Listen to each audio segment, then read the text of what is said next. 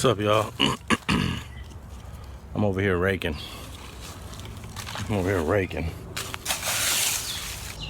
Here in Humacao. 89 degrees. And it's still morning.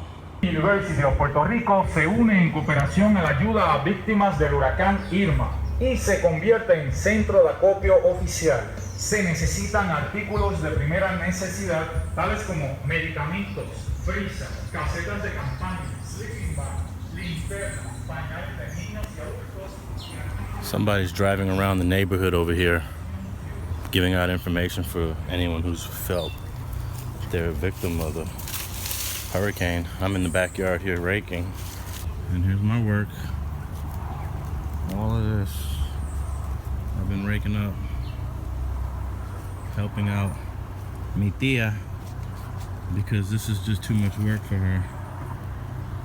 It's actually too much work for me, but I certainly could handle it.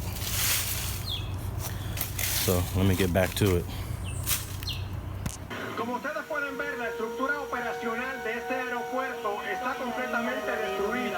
Por eso el mismo está cerrado. Digna Mercedes es una de los cientos de residentes de San Martín que abandonaron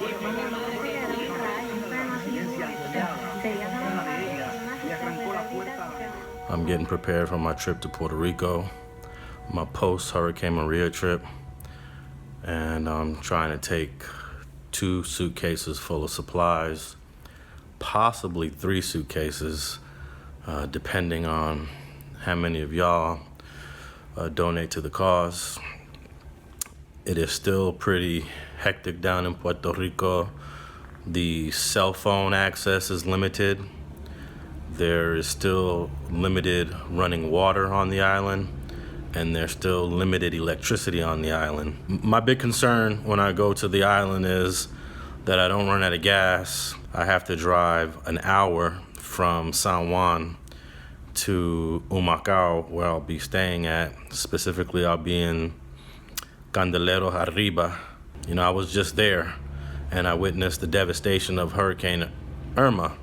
And I think that's a big reason why Maria was so devastating, because we were just recovering from Irma. And I'm gonna make sure all this stuff right here goes directly to the people. It's not gonna be sitting on a pallet in San Juan waiting for someone to deliver it. This is all gonna go in my rental car, and I'm taking it straight to the neighborhood. 43 pounds. Let's put 7 more pounds. It looks like I hadn't even removed anything, huh? Look at the table. It don't look like I took 100 pounds off the table.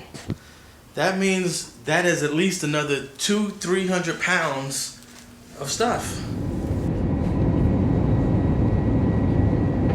I'm on a plane full of Boricuas and service workers that are going to La Isla to work, to help, to assist, to do whatever we can.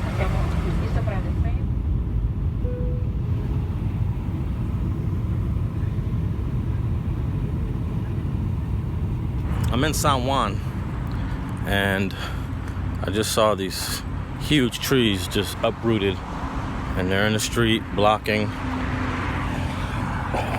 this road. And these are not little trees, they're huge trees. There's 2 of them. There's one right there, and then there's one behind it. This is the money side of the island. This is the tourist side of the island. This is the area where most of you guys would come if you were to visit Puerto Rico, and it's actually a pretty little part of the island. I don't spend much time here when I'm in Puerto Rico, but you can see all the hotels, the Hilton, the Sheraton. I would get a little closer, but there's like a million flies. This is what makes it like unhealthy. There's a million flies, and whew, they're attacking me right here. And unfortunately, you cannot see any of these flies. You cannot see them. They're so tiny. I just drove off from the airport. I just got my rental car, and I already see massive destruction, and I haven't even got to the bad parts yet. Look what Hurricane Maria did to this building.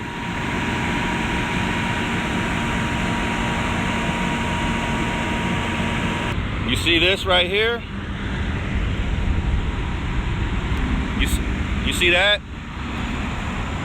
That was over here.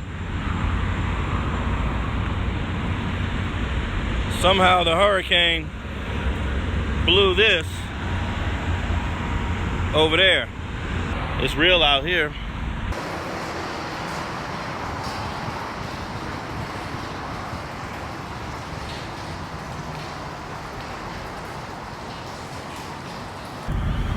Hey, I'm driving, I just passed Caguas, and this is an area where you can get a signal.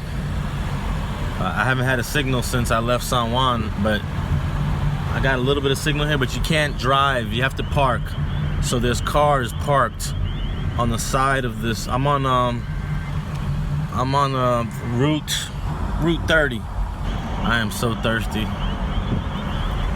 I couldn't get water. Oh man, water is limited. But I'm gonna find some water. When I get to Humacao, I'm gonna find some water. Man, I'm in Humacao. I told myself, let me go by the Walmart first before I go to my family's house. And there's a huge strip mall over here with the Walmart and restaurants. There's a Chili's. There's everything, and the whole strip mall is destroyed.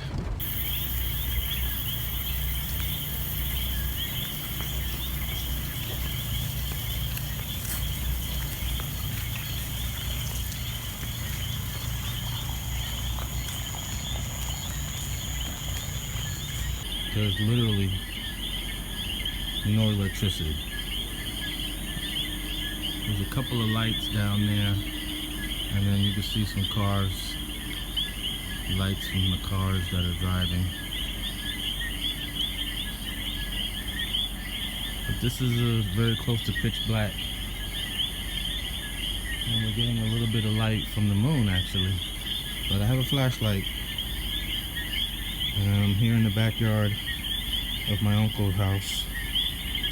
And this is part of the roofing that got torn off.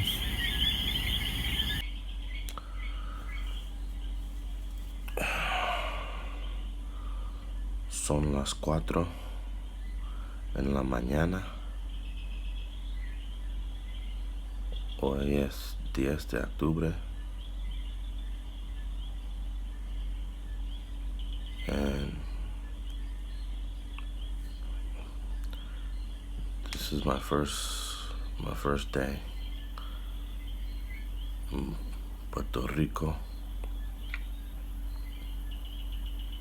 and this place is fucked up. It's fucked up. There's massive reconstruction in San Juan. And it's starting to it looks pretty good, but there's a lot of damage in San Juan. But I drove into Humacao, which is supposed to be maybe a 45-minute drive. It turned into a 2-hour drive for me as I exited the highway to come into Humacao. It was a disaster, literally a disaster. I don't think I ever seen anything like this before.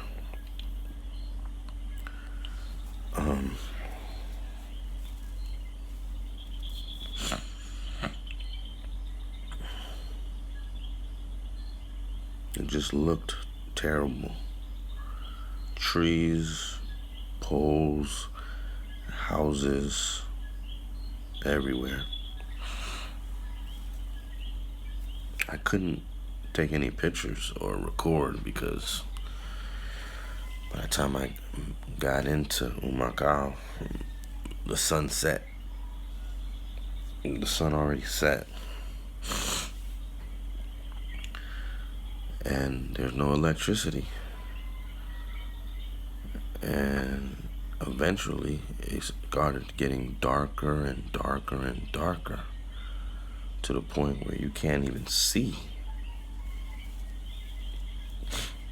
You can't even see when you're driving.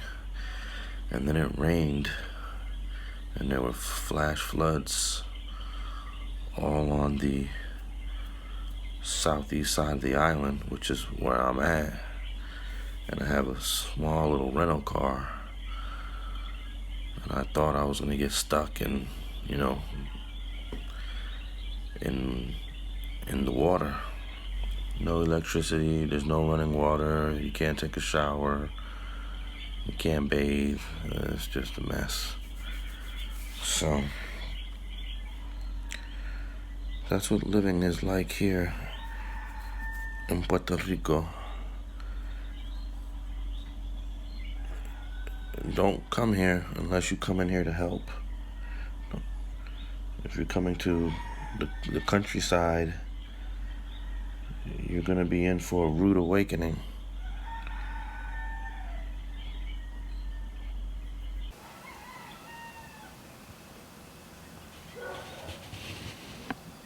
The whole backyard has been destroyed. Everything. There's no more vegetation, no more trees. All the trees are stripped naked. No more fruits, no more pana. Some of the roofs got tore up. Ooh, the DirecTV dish.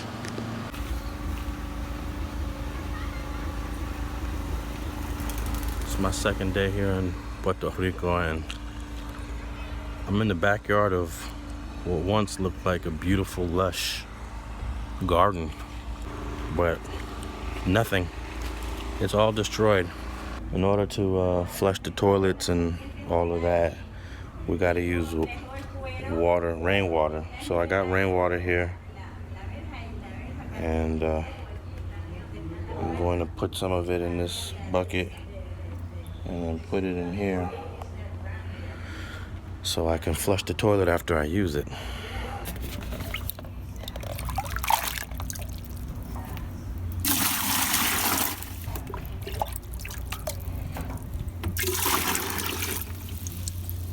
Think that's enough to flush the toilet?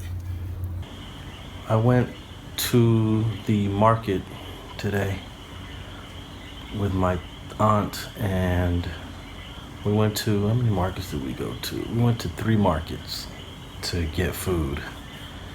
And the first market, Econo's a market in Humacao. The sign doesn't, the sign got taken off from the hurricane. There's no electricity here, so there's a long line to go in.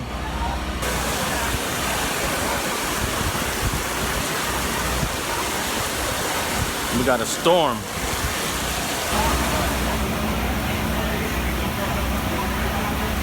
So you walk in there and you tell them what you want, and then one of the workers will go to the shelves and get the things you want and bring it back to your basket. Mira, ma tiene spray. Spray. Spray. Spray, sí. No tiene la colora, la botella. Esta es la roja. No estoy hablando, del cover. Anyway, está bien. La que tengo grande es esta. And then they write the price on the outside of it because they can't scan the prices. And then when you go check out, the cashier looks at the numbers that the other worker wrote on the items and adds it up. I'm on my way to Caguas to go get some water. I'm hoping to get some water because all the stores in Humacao, there's half the shelves are empty. I want to thank everyone that has contributed food and supplies. I'm gonna tell you the things that came in handy, and the things that we still need more of here is batteries and flashlights were priceless. Also the milk, the liquid milk in the carton. People haven't had any milk, so when I brought milk, they were like, wow, leche. And then of course, all the canned foods come in handy because we can still cook. There's gas. There's just no electricity and no water. So I'm gonna be coming back here in a couple more weeks just to help out my family and bring some more of the food and supplies that I wasn't able to bring on this trip. People here feel like they've been forgotten about. I really don't think there's any excuse for why the people should be going through this for almost a month. You know, how long do we have to deal with this? Imagine if LA did not have any electricity or running water. How long do you think that would last?